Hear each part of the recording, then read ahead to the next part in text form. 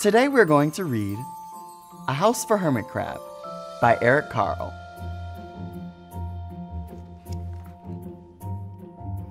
Time to move, said Hermit Crab one day in January. I've grown too big for this little shell. He had felt safe and snug in his shell.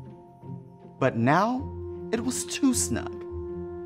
Hermit Crab stepped out of the shell and onto the floor of the ocean. But it was frightening out in the open sea without a shell to hide in. What if a big fish comes along and attacks me, he thought. I must find a new house soon. Early in February, Hermit Crab found just the house he was looking for. It was a big shell and strong.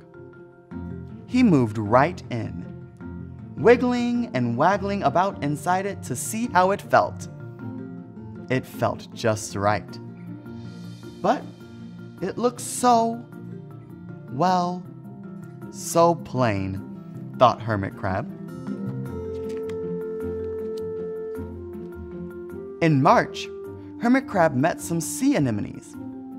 They swayed gently back and forth in the water. How beautiful you are, said Hermit Crab. Would one of you be willing to come and live on my house? It is so plain, it needs you. I'll come, whispered a small sea anemone. Gently, Hermit Crab picked it up with his claw and put it on his shell. In April, Hermit Crab passed a flock of starfish moving slowly along the seafloor. How handsome you are, said Hermit Crab. Would one of you be willing to decorate my house? I would, signaled a little sea star.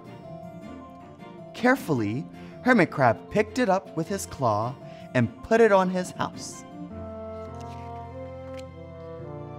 In May, Hermit Crab discovered some coral. They were hard and didn't move. How pretty you are, said Hermit Crab. Would one of you be willing to help make my house more beautiful? I would, creaked a crusty coral. Gingerly, Hermit Crab picked it up with his claw and placed it on his shell. In June, Hermit Crab came to a group of snails crawling over a rock on the ocean floor.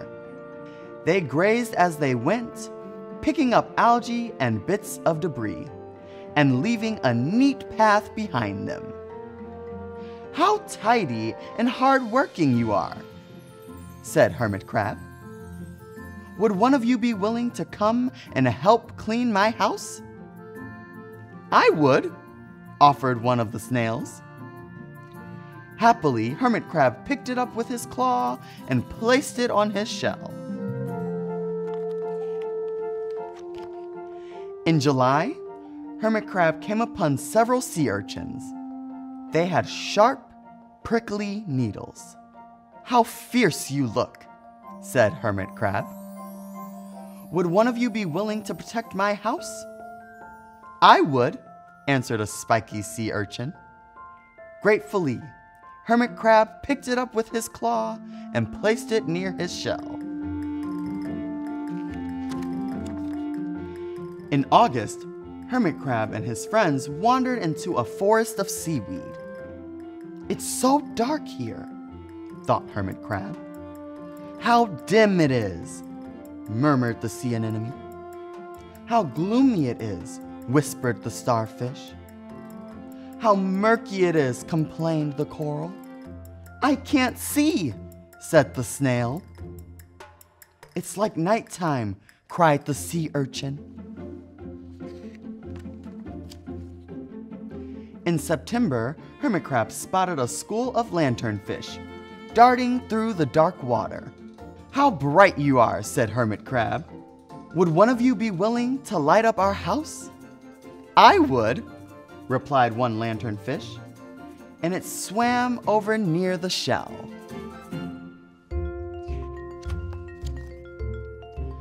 In October, Hermit Crab approached a pile of smooth pebbles. "How sturdy you are," said Hermit Crab. "Would you mind if I rearranged you?" "Not at all," answered the pebbles. Hermit Crab picked them up one by one with his claw and built a wall around his shell. "Now my house is perfect," cheered Hermit Crab. But in November, Hermit Crab felt that his shell seemed a bit too small. Little by little over the year, Hermit Crab had grown. Soon he would have to find another, bigger home.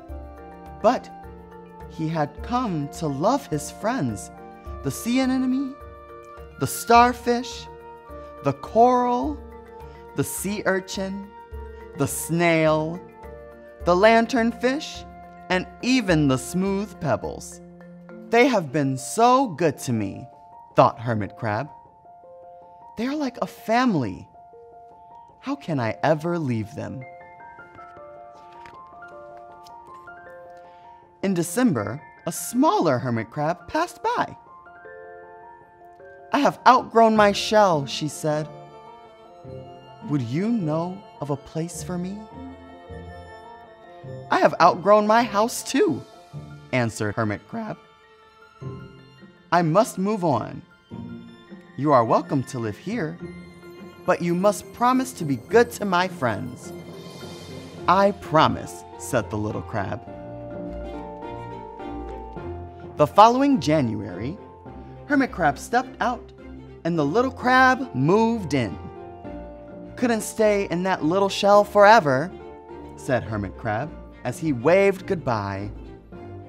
The ocean floor looked wider than he had remembered, but Hermit Crab wasn't afraid.